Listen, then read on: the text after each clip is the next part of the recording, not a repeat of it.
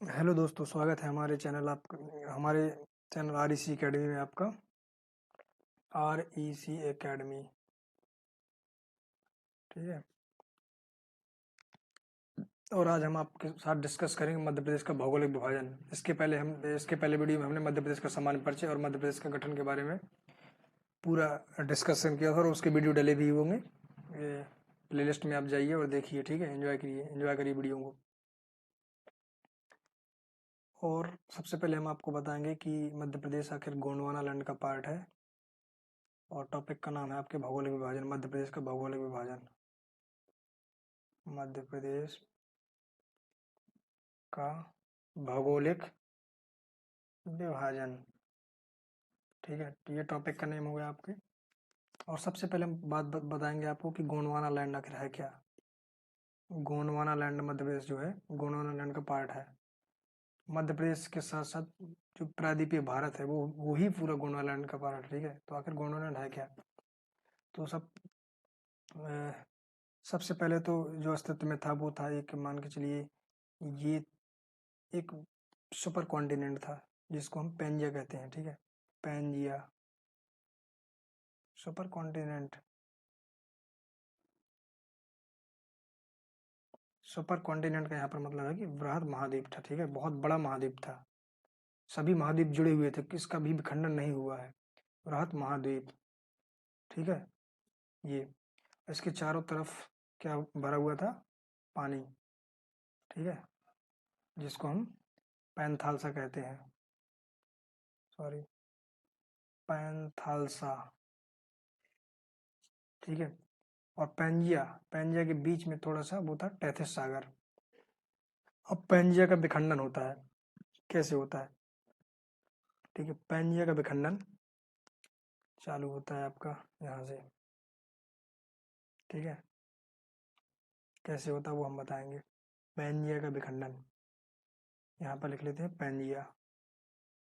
अब इसका विखंडन होता है दो पार्टों में, ठीक है। पहला था गोंडवाना लैंड, मान के चलिए, गोंडवाना लैंड। और दूसरा था अंगारा लैंड। के साथ साथ इसको लॉरेंसिया भी कहते हैं, लॉरेंसिया। अब गोंडवाना लैंड के कौन कौन से पार्ट थे। एक तो था आपका south America continent, south America महाद्वीप, दक्षिण अमेरिका महाद्वीप, ठीक है। एक तो था अफ्रीका, मेडागास्कर, ठीक है। मेडागास्कर के साथ कौन था, इंडिया, प्रायद्वीपीय इंडिया, यानी कि पेनिनसुलर इंडिया, ठीक है। ये था। और क्या था, अंटार्कटिका था आपका, ठीक है।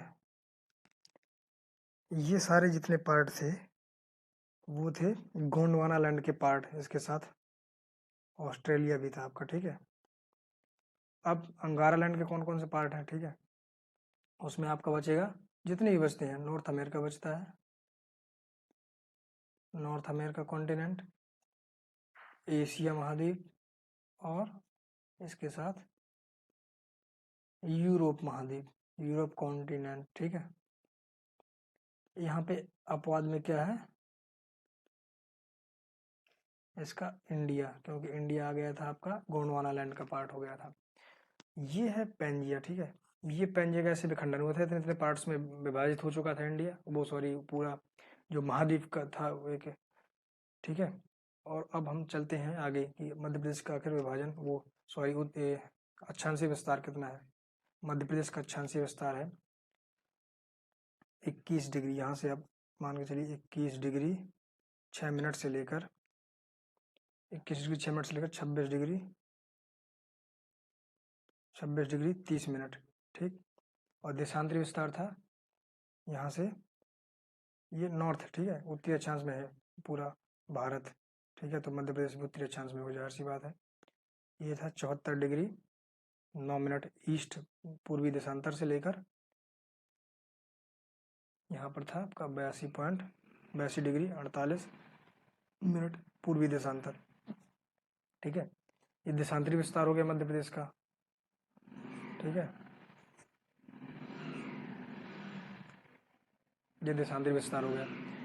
और क्षेत्रफल की दृष्टि से मध्य प्रदेश भारत का दूसरा राज्य है और इसका जो क्षेत्रफल है वो है कितना है, 3,08,252 वर्ग किलोमीटर, और ये पूरे भारत के क्षेत्रफल का 9.38% है। तो इसकी जो उत्तर से दक्षिण की लंबाई है वो है 605 किलोमीटर, और पूरब से पश्चिम की लंबाई है वो है 870 किलोमीटर, और ये पूरी तरह से लैंड लॉक्ड स्टेट है, ठीक है, भू आवेष्टित राज्य है। अब हम बात करते हैं कि मध्य प्रदेश को कितने पार्ट्स में बांटा गया है भौगोलिक दृष्टि से, ठीक है, उनके हम नाम यहाँ लिख देते हैं। मध्य प्रदेश के भौगोलिक दृष्टि से कितने पार्ट में बांटा गया है, ठीक है, 3 भागों में।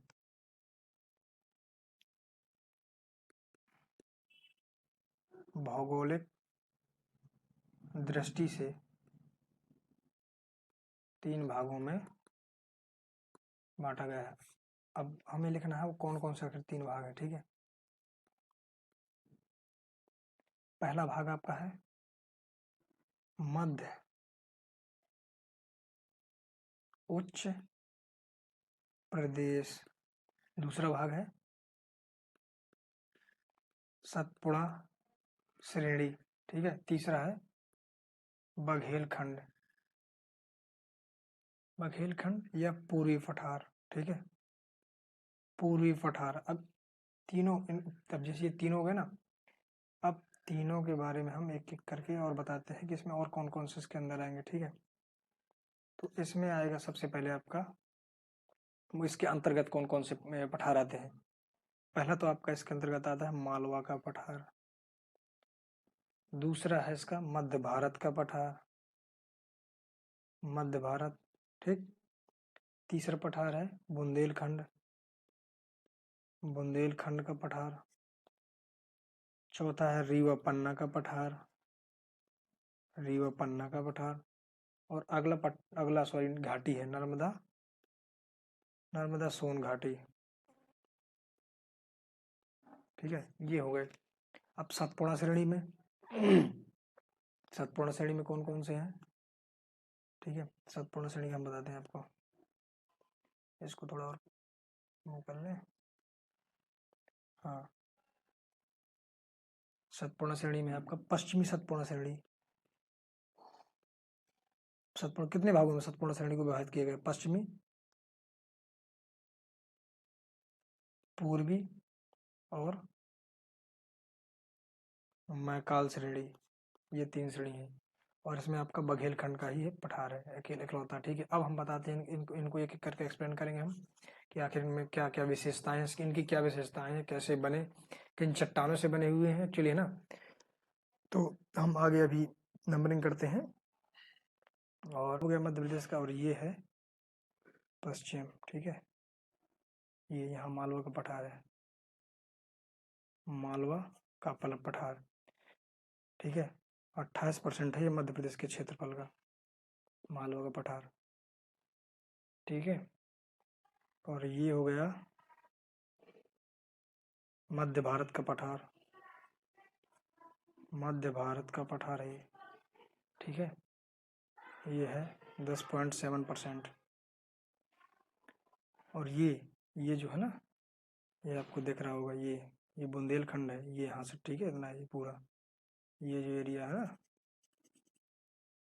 ये है बुंदेलखंड का पठार। ये मतलब एरिया आप पहचान लीजिएगा, हम आगे जब डिस्क्राइब करें तो आप समझ पाएँ कि आखिर हम किस क्षेत्र की बात कर रहे हैं, ठीक है। तो ये बघेलखंड है आपका यहाँ पे, ये, ठीक है, बघेलखंड इधर है, बघेलखंड या पूर्वी पठार, ठीक है। यहीं पे रीवा पन्ना का पठार है, रीवा पन्ना का पठार, ठीक है, ये, और बुंदेलखंड हो गया। अब यहाँ पर ये क्या है,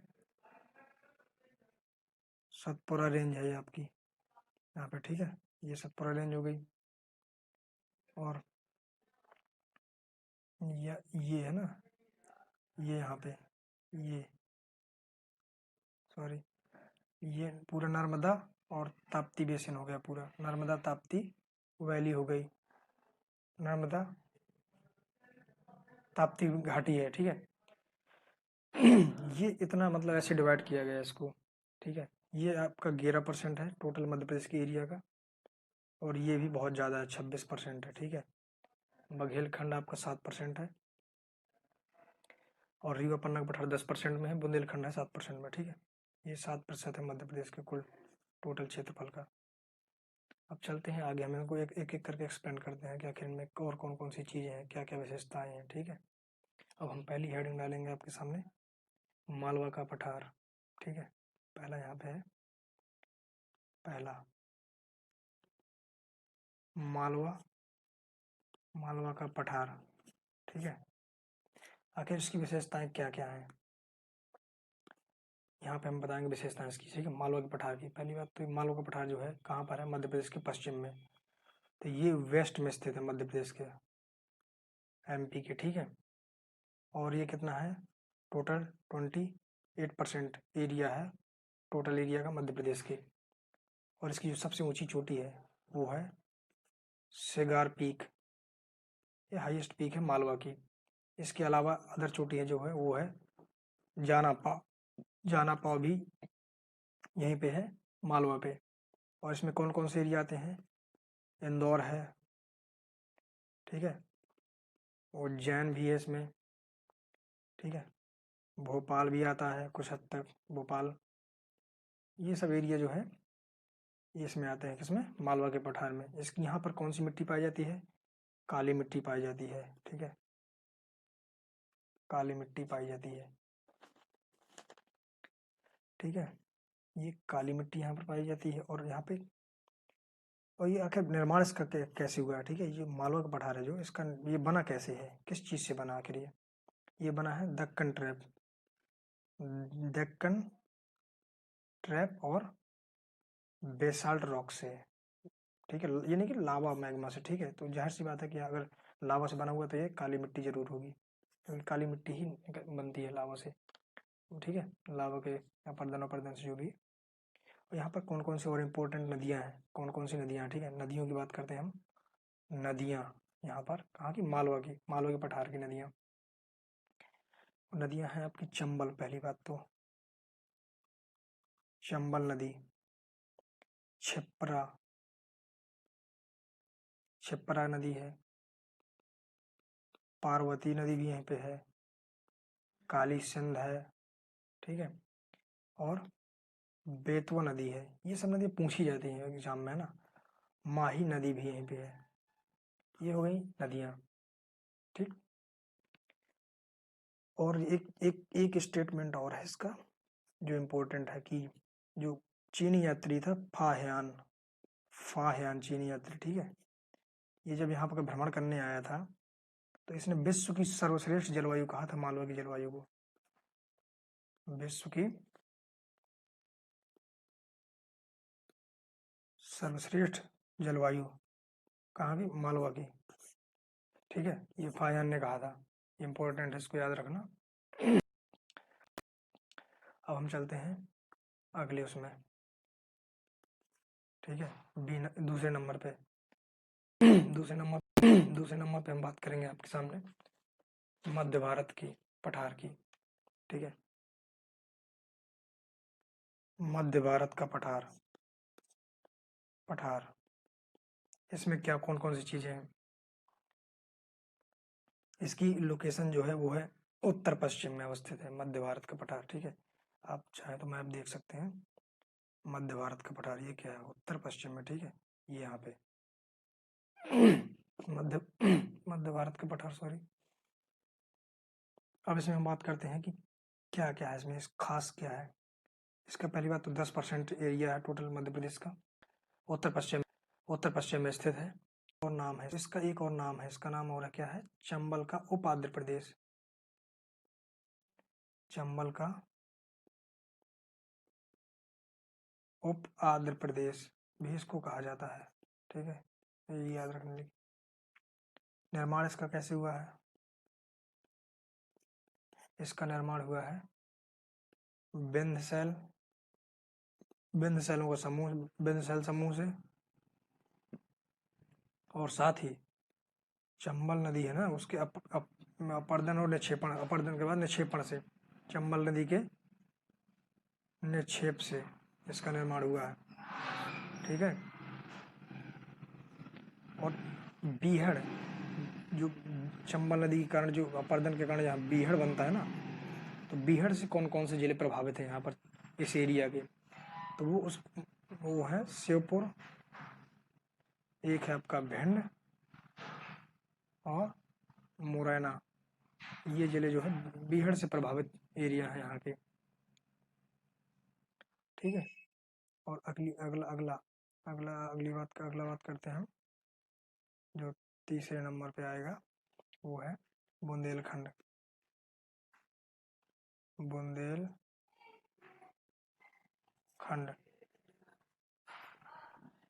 प्लेट्यू, ठीक है। बुंदेलखंड प्लेट्यू है क्या आखिर, अब इसमें ये मध्य भारत के पूर्व में है बुंदेलखंड में, ठीक है। ये आप देख लेंगे मैप में, ठीक है। मध्य भारत, बुंदेलखंड मध्य भारत ये हो गया, इसके पूर्व में ये हो गया बुंदेलखंड, ठीक है। तो मध्य भारत के पूर्व में है ये, सॉरी ये मध्य भारत के पूर्व में हो गया। इसका एरिया 7.6% है, ठीक है। इसमें कौन कौन से जिले आते हैं, टीकमगढ़ है, छतरपुर है, पन्ना, ये जिले इसके, ये कहाँ पे आते हैं, बुंदेलखंड एरिया में, ठीक है। और इसका निर्माण कैसे हुआ था बुंदेलखंड का, इसका निर्माण हुआ था नीस और ग्रेनाइट की चट्टानें प्लस विंध्यन समूह की चट्टानों से इसका निर्माण हुआ। यहाँ पर कौन कौन सी नदी, कौन कौन सी है इम्पोर्टेंट है, रिवर है कौन कौन सी यहाँ पे इम्पोर्टेंट, एक तो है आपकी बेतवा, सबसे पहले बेतवा नदी है, दूसरी है धसान है, और तीसरी नदी है केन। ये जो बेतवा नदी है ना, ये है लाइफ लाइन किसकी, बुंदेलखंड की, यानी कि जीवन रेखा है बुंदेलखंड की, ठीक है। हल्के मत लियो बेतवा। और अगला पठार है आपका चौथे नंबर पे, वो है रीवा पन्ना का पठार, ठीक है। रीवा पन्ना का पठार, रीवा पन्ना का पठार ये कहाँ पर है, रीवा पन्ना का पठार, अब ये मालवा के पूर्व में है, ठीक है। मालवा के पूर्व में है, और इसका एरिया कितना है 10%, ये 10.36%, ठीक है। इसमें कौन कौन से जिले आते हैं, इसमें जिले आते हैं आपके, रीवा है, रीवा तो आएगा ही, सतना भी है, दमोह, पन्ना भी, ठीक है।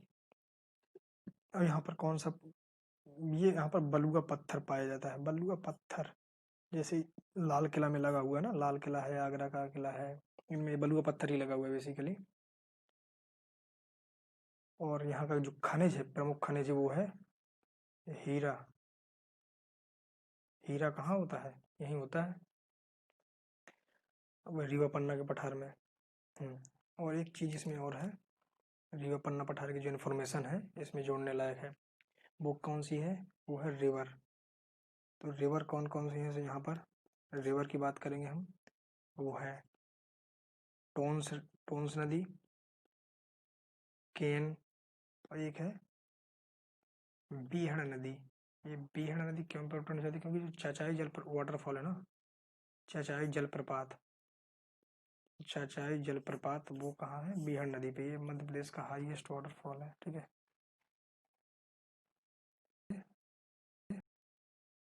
ऊंचा वाटरफॉल यानी जलप्रपात मध्य प्रदेश में है,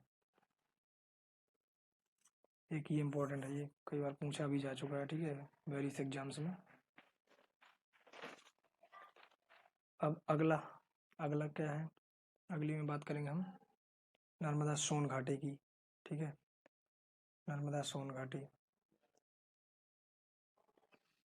नर्मदा सोन घाटी, आखिर इसमें क्या है, प्रदेश का सबसे निचला भाग है, पहली बात तो सबसे निचला भाग है प्रदेश का, निचला भाग, प्रदेश का, ठीक। दूसरा भ्रंश क्षेत्र है, भ्रंश यानी कि दरार, फॉल्ट्स, ठीक है। और सबसे बड़ी रिफ्ट वैली है, सबसे बड़ी क्या है ये, रिफ्ट वैली। रिफ्ट वैली आखिर होती क्या है, सबसे बड़ी रिफ्ट वैली का मतलब क्या है यहाँ पर? रिफ्ट वैली का मतलब ये है कि जैसे ये मान लीजिए एक ये भूमि है, ठीक है। और भूमि का ये पार्ट, ठीक है, ये क्या हो जाए, ये दोनों ये जो है नीचे धंस जाए, ठीक है, ये बीच का पार्ट। अब ये जब नीचे दोनों धंस जाएंगे तो ये ऊपर उठ जाएंगे, ठीक है, अपने आप। तो यहाँ पे एक खाई सी बन जाएगी, ठीक है। यहाँ पर नर्मदा नदी प्रवाहित होती है, ठीक है, इस एरिया पे, मतलब निचले एरिया पे, धंसान क्षेत्र में धंस गया है यहाँ पे, ठीक है, अवतरण हो गया है इसका। इसको हम रिफ्ट वैली कहते हैं। जैसे अफ्रीका में है, ईस्टर्न अफ्रीका में, अफ्रीका कॉन्टिनेंट में, तो इथियोपिया, जिबूती वगैरह ये सब जो कट रहे हैं धीरे धीरे, जो बड़ी बड़ी जो झीलों का निर्माण हो रहा है, ये सब रिफ्ट वैली का ही कमाल है, ठीक है। तो नर्मदा सोन घाटी में कौन कौन से जिले आते हैं? नर्मदा सोन घाटी में जैसे कि इधर यहाँ पर जो जिले हैं वो है अनूपपुर और जबलपुर है, ठीक है, मंडला है, मतलब और भी बहुत सारे इस साइड के जिले आते हैं, लेकिन हम पूरे नहीं लिख पा रहे हैं यहाँ पे। और होशंगाबाद, नरसिंहपुर वगैरह। और ये टोटल एरिया जो है वो है 26% एरिया, ठीक है। अब बनी किससे, निर्माण इसका किससे हुआ है? वो निर्माण हुआ है इसका दक्कन ट्रैप, क्योंकि साउथ में दक्कन ट्रैप है, ये दक्कन प्लस धारवाड़, धारवाड़ और विंध्यन समूह की सेल है, जो यहाँ से इसका निर्माण हुआ है, ठीक है। और इसके जो ये नर्मदा वैली है ना, तो इसके जो ईस्टर्न भाग, ईस्टर्न पार्ट में वर्षा कम होती है, 70 सेंटीमीटर समथिंग, और जैसे जैसे पश्चिम की ओर आते जाएंगे वर्षा बढ़ती जाएगी, ठीक है, वेस्ट ईस्ट, ठीक है। तो पहले विंध्यन समूह मिलेगा आपको, विंध्यन रेंज मिलेगी, फिर नर्मदा घाटी मिल जाएगी, फिर सतपुड़ा मिल जाएगा आपको, फिर इसके बाद नीचे मिल जाएगी तापी। ये एक क्रम है, क्रम से लगाने के लिए भी आते कभी कभी कि कौन कौन से क्रम से लगाइए, विंध्यन, नर्मदा, सतपुड़ा, तापी, ठीक है। विंध्यन रेंज एक रेंज के बाद एक नदी, एक रेंज के बाद एक नदी, ये आप याद कर सकते हैं, ठीक है। VNST, विंध्यन, नर्मदा, सतपुड़ा, तापी, ये आप याद रख सकते हैं, ठीक है, याद हो जाएगा आपको। और यहाँ पर नदी कौन कौन सी है, नदी कौन कौन सी, नर्मदा सोन घाटी की, जाहिर सी बात है नर्मदा तो यहाँ की मुख्य नदी होगी नर्मदा। इसके साथ साथ सोन नदी है, जोहिला नदी, तवा नदी, ये हथनी, शेरनी, ये सब यहाँ की, शक्कर, दूधी, ये यहाँ की नदियाँ हैं, ठीक है। ये नर्मदा नदी की सहायक नदी भी है। तवा, नर्मदा नदी जो सबसे बड़ी सहायक नदी है वो तवा है, ठीक है। तो ये सब नदियाँ हैं। और आगे हम बात करेंगे किसकी, सतपुड़ा और मैकाल रेंज की, ठीक है, सतपुड़ा और मैकाल रेंज। हम आगे बात करेंगे, अब आगे आपका बी नंबर का पॉइंट, सतपुड़ा मैकाल रेंज। आखिर इसमें क्या क्या है ऐसा, इसमें क्या खास है, ठीक है। ये पहली बात तो नर्मदा के दक्षिण में है, क्योंकि VNST सतपुड़ा, तो ये नर्मदा हो गई। सतपुड़ा यहाँ पे नर्मदा के दक्षिण में है, और नर्मदा के उत्तर में क्या है, विंध्यन रेंज है। और सतपुड़ा के दक्षिण में तापी नदी है, तापी नदी के उत्तर में क्या है, सतपुड़ा, ठीक है। ऐसे याद रखना आपको, एक ट्रिक समझ लीजिए, जैसे भी आप याद रखें, ठीक है, नर्मदा के दक्षिण में हो गई। और इसमें ये जो है दक्कन ट्रैप और धारवाड़ क्रम की चट्टानों से बना हुआ है, दक्कन ट्रैप, धारवाड़, ठीक है, शैल समूह हो गए, इनसे बना हुआ है, इसका निर्माण हुआ है। और ताप्ती, बैनगंगा रिवर, रिवर कौन कौन सी हैं,